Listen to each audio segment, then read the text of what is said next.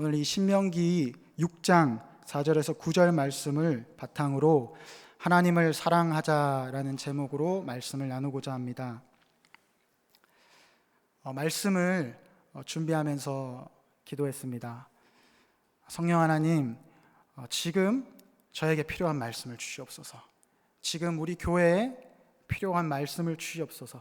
그리고 기도하며 묵상하며 말씀을 정하고 어떤 말씀이 우리에게 필요할까 주셨는데, 우리가 오늘 너무나 잘 아는 말씀, 너무나 익숙한 말씀, 이스라엘아 들으라, 쉐마 이스라엘의 말씀을 우리가 함께 나누게 되었습니다. 이 말씀은 우리 한국 교인들이 가장 많이 잘 암송하는 말씀 중에 하나고 너무나 익숙한 말씀 중에 하나입니다. 근데 왜 이 말씀을 함께 묵상하고 나누고자 골랐는가?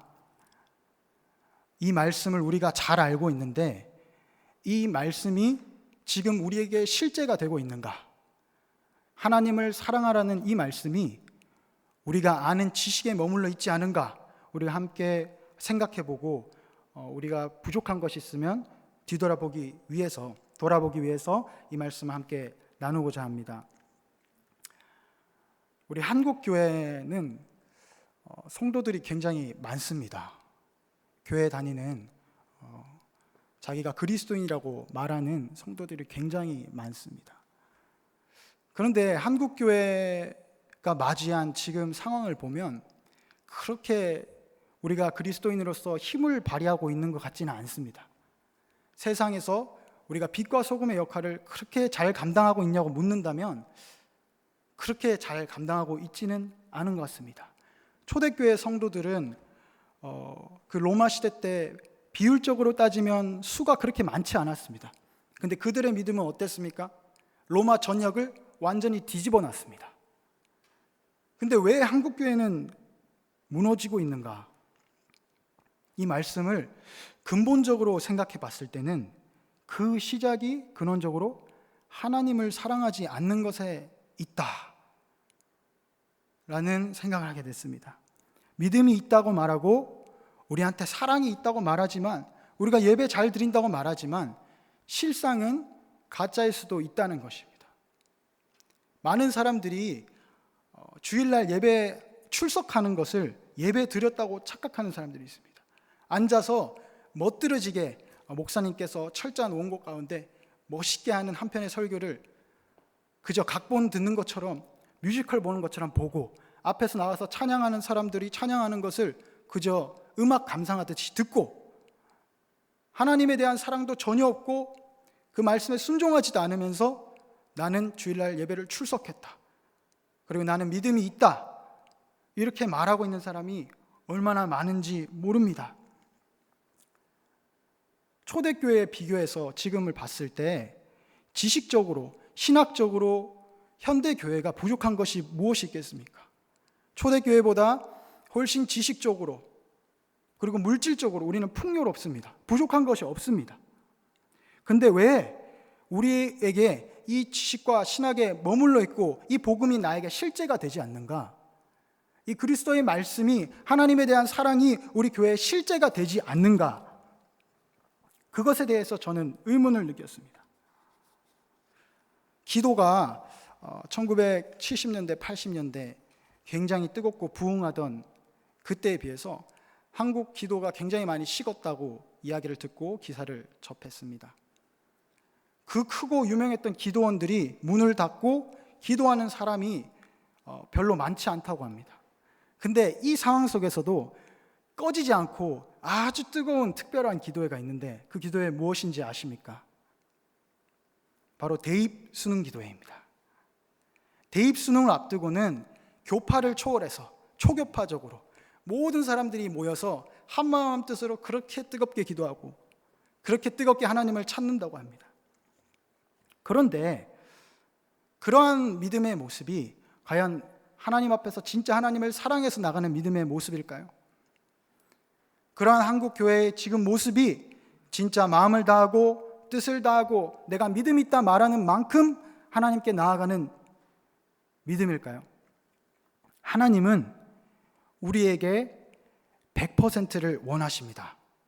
아멘이십니까? 하나님은 우리에게 100%를 원하십니다. 구약을 통하여서, 신약을 통하여서 수없이 하나님이 말씀하십니다. 바알과 아세라 신상을 제거하라. 너희 진중에 있는 남은 상단들을 완전히 제거해버리라. 너희가 두 주인을 섬길 수 없으리라. 하나님께서 수없이 말씀하십니다. 로마서 12장 1절에 보면 이렇게 기록되어 있습니다. 말씀 띄워주시겠습니까? 로마서 12장 1절. 그러므로 형제들아, 내가 하나님의 모든 자비하심으로 너희를 권하노니 너희 몸을 하나님이 기뻐하시는 거룩한 산제물로 드리라. 이는 너희가 드릴 영적 예배니라. 구원을 얻은 자, 우리 성도는 영적 예배, 우리 영혼과 전 인격을 다해서 하나님께 삶의 제사를 드리면서 살아가야 된다는 것입니다. 내가 필요할 때 자판기 나가서 음료수 뽑듯이 하나님 이거 주세요, 저거 주세요. 하나님과 전혀 인격적 관계를 맺지 않고 하나님을 전혀 사랑하지 않으면서 그렇게 나아가는 것은 하나님이 원하시는 것이 아니란 것입니다. 짧은 제 간증하겠습니다. 저는 12살 때 예수님을 인격적으로 만났습니다. 지식적인 동의가 아니라 진짜 인격적인 만남이 있었습니다. 열심도 조금 있었습니다. 부족하지만 어린 시절부터 시간을 구별해서 기도하는 법을 배웠고 또 말씀을 나름대로 사랑했습니다. 10년 동안 열심히 엎어져도 보고 또 넘어졌다 일어서도 보고 하나님 말씀에 감동도 해보고 하나님의 은혜도 경험해보고 그렇게 했는데 그 10년의 기간 동안 딱 깨달은 것이 있었는데 나는 정말 죄인이구나. 나는 의로운 것이 하나도 없구나. 나는 진짜 예수님 없으면 살 수 없는 사람이구나. 그것을 깨달았습니다. 그것을 깨닫고 대학을 졸업을 했는데 하나님께 나의 의로운 것은 없지만 그래도 저는 믿음은 좀 있다고 생각을 했었습니다. 그래, 나는 이 정도면 열정은 있지. 나는 이 정도면 믿음이 있지. 이렇게 생각했는데 하나님께서 나는 의롭지도 않은데 네가 가졌다는 믿음도 사실 없다는 것을 깨닫게 해주시는 일이 있었습니다. 한 달 반쯤 전인가요? 제가 이제 걸으면서 길을 산책하면서 묵상을 했습니다. 제 고민이 있었습니다. 하나님, 제가 예수님이 제 삶의 전부인 것을 알고 있습니다. 그리고 내 삶에 가장 가치 있는 것도 주님임을 잘 알고 있습니다. 경험했습니다. 근데 왜 나는 내 인생의 100%를, 왜 나의 삶의 전부를 하나님께 드리고 있지 못하는 걸까요? 그것이 저의 고민이었고 그때 하나님께 그렇게 기도를 드렸는데 성령님께서 이런 감동을 주셨습니다. 승민아, 너가 100% 믿고 있다는 것, 하나님 100% 사랑한다는 것, 그게 진짜 100% 믿음이 아니고 100% 사랑이 아니기 때문에 올인하지 못하는 거야. 성령님이 그렇게 감동하시는데 너무 깜짝 놀랐습니다. 하나님, 저 주님 사랑하는 거 진짜인데요. 주님 믿는 거 진짜인데요. 집에 돌아가서 한참을 생각하며 눈물을 흘리며 회개 기도를 했습니다. 잘 생각해 보니까 저도 저 스스로를 속이고 있더라고요. 열심은 있었습니다. 그저 지식적 동의 정도는 아니었습니다. 진짜 하나님을 바라는 것이 있었습니다. 그러나 그것이 100%는 아니었고 나는 하나님을 사랑은 하지만 세상에 내가 원하는 것도 어느 정도 가지고 있으면서 나는 하나님밖에 모른다고 스스로를 속이고 있는 것을 발견했습니다. 사실 이렇게 성령님의 감동 앞에서 또 말씀 앞에서 스스로 은밀하게 숨겨왔고 속여왔던 저의 실상을 발견할 때 그렇게 유쾌하진 않습니다. 괴롭습니다. 그런데 이것이 현재 그때 당시에 저의 모습이었습니다. 하나님께서는 우리에게 전 인격을 다해서 하나님을 사랑하라고 말씀하십니다. 마음을 다하고 뜻을 다하고 힘을 다하여 내 하나님 여호와를 사랑하라. 왜 전인격적으로 하나님을 사랑해야 됩니까? 왜 100% 하나님께 마음을 올인해야 될까요? 저는 이것을 우리가 보고 듣는 것에 지배되는 것이 이유라고 생각했습니다. 우리는 보고 듣는 것에 지배됩니다. 마음에 세상의 것이 있으면 지금은 아닌 것 같은데 결국 그 세상의 것이 커져서 우리 마음을 잠식하고 맙니다. 베드로후서 2장 7절에서 8절은 이렇게 말합니다. 무법한 자들이 음란한 행실로 말미암아 고통당하는 의로운 롯을 건지셨으니 이는 이 의인이 그들 중에서 거하여 날마다 저 불법한 행실을 보고 들으므로 그 의로운 심령이 상함이라. 롯은 의인인데 소돔과 고모라에 거하면서 날마다 그들의 악한 행실, 동성애가 만연하고 타락이 완전 정점을 달했던 그들의 행실을 보고 들으므로 의로한 심령이 상했다는 것입니다. 또 더 놀라운 사실은 무엇입니까? 롯의 두 딸이 자녀를 가질 수 없는 상황에서 어떻게 했습니까? 우리가 자녀를 가지지도 못할 수 있으니까 아버지를 술을 먹여서 아버지와 동침해서 자녀를 낳자. 두 딸은 롯과 동침하여서 자녀를 낳습니다. 무엇입니까? 이 끔찍한 일이 어떻게 의인 롯의 집안에서 일어날 수 있습니까? 그들이 보고 듣고 자란 것, 소돔과 고모라의 악한 것이었기 때문에 자기도 모르게 그런 가치관, 세상의 것들에 잠식당하고 지배당한 것입니다. 우리가 사는 세상은 사실 저는 소돔과 고모라보다 더 악하다고 생각합니다. 10대들, 청년들이 왜 교회를 떠나는가? 저는 참 나름대로 많은 청년들을 만나서 이야기를 하고 고민 있는 청년들과 이야기를 하고 그들과 많은 교제를 나눴는데 하나님에 대한 마음이 분명히 있었고 분명히 가짜 열정이 아니었는데 왜 어느 순간 교회에서 보이지 않고 떠나버리는가? 왜냐하면 하나님에 대한 마음은 있었는데 100%가 아니라 이 정도는 되겠지 하고 세상의 것들을 남겨두고 자기의 유익의 것들을 남겨뒀기 때문입니다. 저는 죄를 댐에서 비유해서 자주 생각합니다. 댐이 물을 가득 채우고 있는데 작은 구멍 하나가 뚫리면 바로 터지지는 않습니다. 근데 작은 구멍 하나가 물줄기가 새는 것 같은데 그 구멍이 커지고 결국은 수압 때문에 댐이 전체적으로 터지고 맙니다. 죄는 참 무섭습니다. 댐과 같습니다. 이 정도는 괜찮겠지? 이 정도면 내가 하나님께 열심히 하니까 이 정도는 남겨둬도 괜찮겠지. 하나님 싫어하시는 거 나도 느끼지만 하나님 이 정도는 봐주시겠지 하고 남겨뒀던 그 죄악들이 결국 터진 댐이 되고 롯이 소돔과 고모라에서 그 의로운 심령이 상하였듯이 우리의 그 순수하고 진짜 열정 있던 신앙도 그 세상의 것에 잠식될 수도 있다는 것입니다. 물론 우리가 100%라고 해서 완전할 수 있다는 뜻은 아닙니다. 근데 하나님께서 무엇을 보십니까? 하나님은 마음의 중심을 보시는 하나님이라고 말씀하셨습니다. 우리의 마음의 중심, 다윗이 쓴 시라고 추정되는 시편 119편 97절에서 이렇게 말합니다. 내가 주의 법을 어찌 그리 사랑하는지요. 내가 그것을 종일 작은 소리로 읊조리나이다. 다윗이 누굽니까? 이스라엘의 위대한 왕. 역사적으로 보았을 때 견줄 만한 사람이 없는 그 위대한 왕. 모든 것을 할 수 있는 위치에 있었던 그 왕이 남는 시간 동안 한 것이 무엇입니까? 종일 작은 소리로 주의 율법을 읊조리나이다. 이 다윗을 보고 하나님께서는 하나님을 사랑하는 자, 나의 마음에 합한 자라고 말씀하셨습니까? 다윗이 완전한 사람입니까? 아닙니다.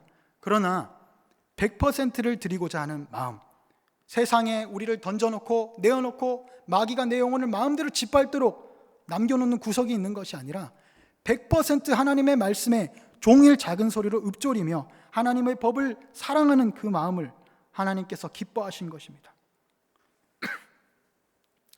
저는 사실 이런 생각을 한 적이 있습니다. 그리고 많은 청년들과 제가 이야기하면서 저에게 그런 이야기를 하더라고요.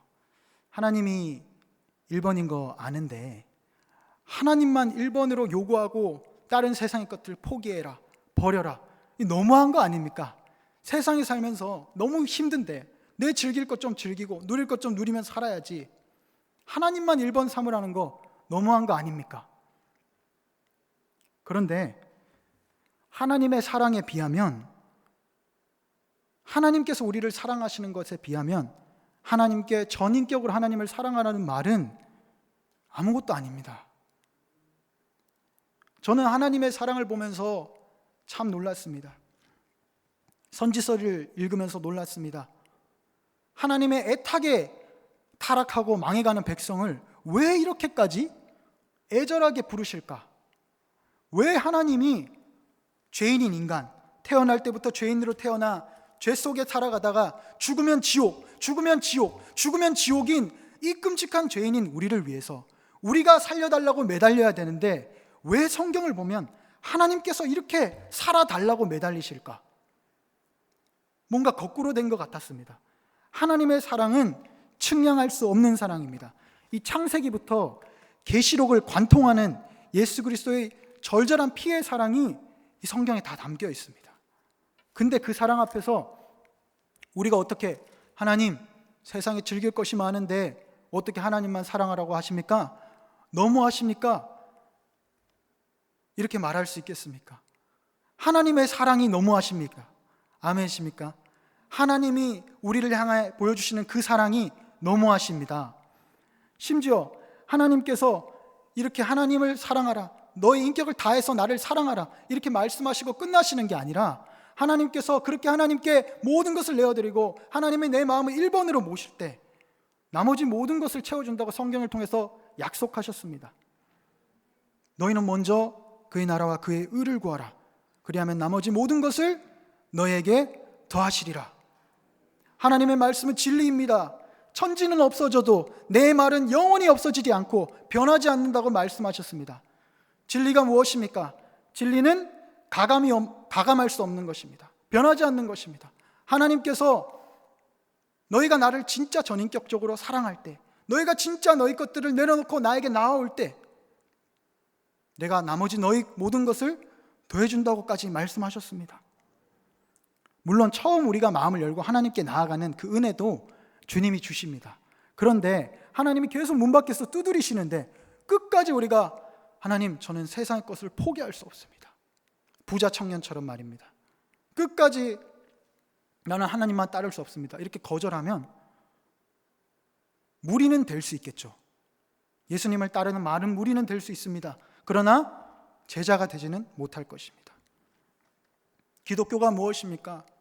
저는 항상 그냥 교회를 예배당 왔다 갔다 하는 청년들을 보면서 말했습니다.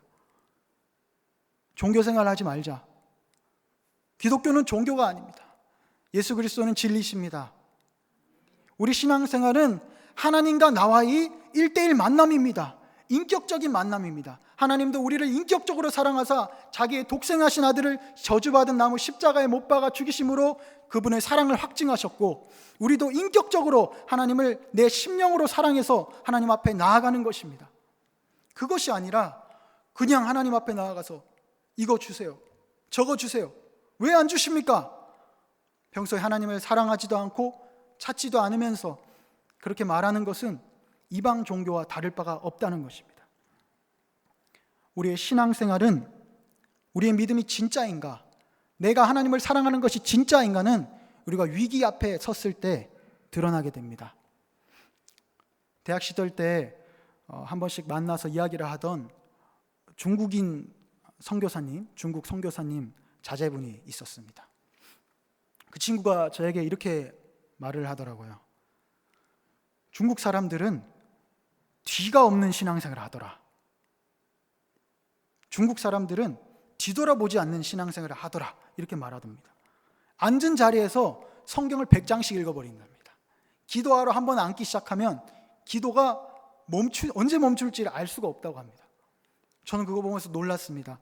믿음 좋은 줄 착각했던 제 모습이 부끄러웠습니다. 북한의 성도들 어떻습니까? 지금 현재 서울에서 조금만 위로 더 올라가면 있는 북한 성도들, 어릴 때 한 북한 성도들의 핍박 이야기를 보고 얼마나 많이 울었는지 모릅니다. 예수 믿는 사람들을 일렬로 바닥에 눕힌답니다. 수십 명의 예수 믿는 사람들을 일렬로 바닥에 쭉 눕히고 큰 롤러를 준비한답니다. 지게차 말고 앞에 롤러가 있는 롤러를 준비하고 다리 쪽에 그 롤러를 댑니다. 그리고 묻는답니다. 지금 살지 죽을지 결정한다. 당신들 예수 믿으면 죽는 거야. 지금 부인하면 산다. 그 속에서 우리는 과연 예수 믿는다고 말할 수 있을까요? 그들은 예수 믿는다고 말을 합니다. 그러면 그 롤러로 한 번에 미는 것도 아니라 다리를 밉니다. 다리를 롤러로 밟고 지나가서 완전 피범벅에 물범벅이 되는데 그 고통 속에서 한 번 더 묻습니다. 지금이라도 예수 부인하면 산다. 지금 예수님을 시인하면 너네 다 죽을 겁니다.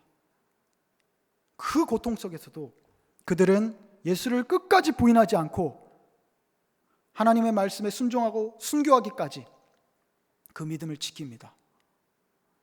이들에게 믿음은 무엇입니까? 성경은 믿음에 대해서 이렇게 말합니다.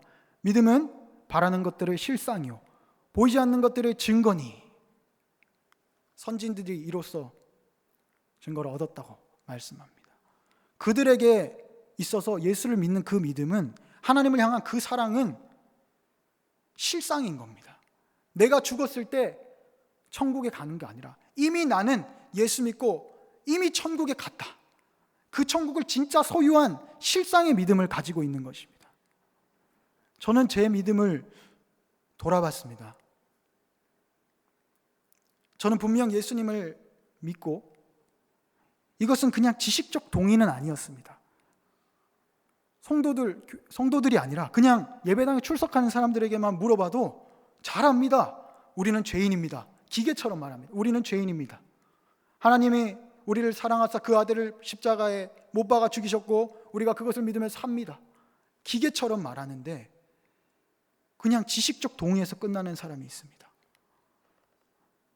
제가 생각했을 때 제 믿음은 바라는 것쯤이었던 것 같습니다.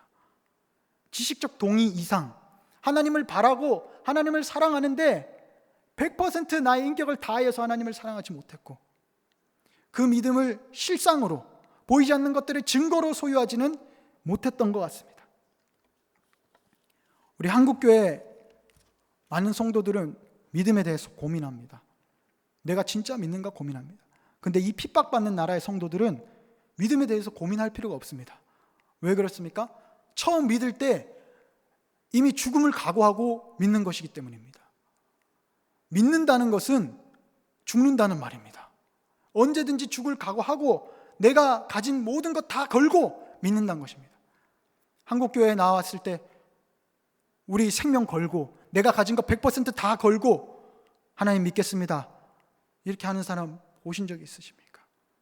부끄럽지만 저도 그러지 못했다는 것을 한 달 반쯤 전에 주님께서 깨닫게 해주셨던 것 같습니다. 우리는 예수 그리스도를 심령으로 믿고 우리 안에 오신 성령이 우리 삶을 주관하게 하시고 예수와 함께 더불어 먹고 더불어 마시는 그분과 함께 실제로 살아내는 신앙생활을 해야 합니다. 우리 신명기 6장 뒷구절 한번 보겠습니다. 오늘 내가 내게 명하는 이 말씀을 너는 마음에 새기고, 이 말씀을 우리 마음에 새기라고 하십니다. 내 자녀에게 부지런히 가르치며 집에 앉았을 때든지 길을 갈 때든지 누워있을 때든지 일어날 때든지 주님의 말씀을 강론할 것이며. 이스라엘의 존재 목적이 무엇입니까? 하나님의 선택한 백성, 그의 아들을 보내시기로 작정한 백성, 그 백성의 존재 이유는 하나님과 함께하는 것이고 하나님 말씀에 순종하는 것이고 하나님을 사랑하는 것인데, 이것을 잃어버리면 그들의 존재 이유는 없어지고 맙니다. 그래서 자녀들에게 부지런히 가르치고 앉을 때나 길 갈 때나 누워있을 때나 그 말씀을 듣게 하라는 것입니다. 우리 그리스도인들도 우리 그리스도인의 존재의 이유, 정체성을 상실해버린다면 살아갈 이유가 없는 것입니다. 하나님을 사랑하는 그 사랑을 잃어버리면 우리의 존재의 이유는 없는 것입니다. 우리는 사랑받기 위해 존재하고 또 사랑하기 위해 존재합니다. 8절 말씀에 이렇게 기록되어 있습니다. 너는 또 그것을 내 손목에 메어 기호를 삼으며 내 미간에 붙여 표로 삼고. 무슨 말입니까? 오늘날 유대인들 중에서 진짜 하나님의 말씀을 손목에 메고 미간에 붙이고 다니는 사람들이 있습니다. 그러나 하나님께서 이 말씀을 주신 것은 어떤 의미가 있겠습니까? 내 손목에 메어. 우리 손으로 무엇을 합니까? 우리의 손으로 하는 모든 행동, 우리의 모든 활동 가운데 그 손목에 메어 기호를 삼으며 우리 행동의 주님의 말씀이 기호가 되고 내 미간에 붙여 표로 삼고 우리의 미간, 우리의 머리, 우리의 생각이 하나님의 말씀으로 지배되게 하라는 것입니다. 아까 말씀드린 것처럼 우리는 보고 듣는 것에 우리의 생각을 뺏기기 쉽습니다. 하루 종일 율법을 읊조렸던, 하나님을 진실하게 전인격으로 사랑했던 다윗처럼 우리도 우리의 모든 인격을 다해서 하나님을 사랑하고 하나님의 말씀 안에 거하며 우리의 행위에도 우리의 생각에도 하나님의 말씀이 중심되고 우리의 완전히 말씀에 지배되어야 된다는 것입니다. 하나님은 사랑이십니다. 성경 전체에 통해서 하시는 말씀은 하나님은 사랑이시라는 겁니다. 하나님을 마음을 다하고 뜻을 다하고 힘을 다하여 사랑한다는 것은 우리를 고생시키려 하는 것이 아닙니다. 우리를 힘들게 하려 하는 것이 아닙니다. 하나님을 사랑하고 그 계명 안에 머물라고 애타게 말씀하시는 이유는 우리를 사랑하시기 때문에 하시는 말씀입니다. 망하지 말라는 것입니다. 세상에 나아가 영혼을 뺏기지 말라는 것입니다. 포도원을 허무는 이리에게 우리의 영혼을 갈기갈기 찢기지 말라는 것입니다. 우리가 주님을 사랑하고 그 계명 안에 있어서 하나님의 말씀 안에서 하나님의 보호하심 아래서 성령의 인도하심 안에서 우리 영혼을 지키라는 것입니다. 하나님은 우리와 인격적인 사랑을 하기를 원하십니다. 우리 포항침례 교회도 하나님과 인격적인 사랑을 하시기를 원하십니다.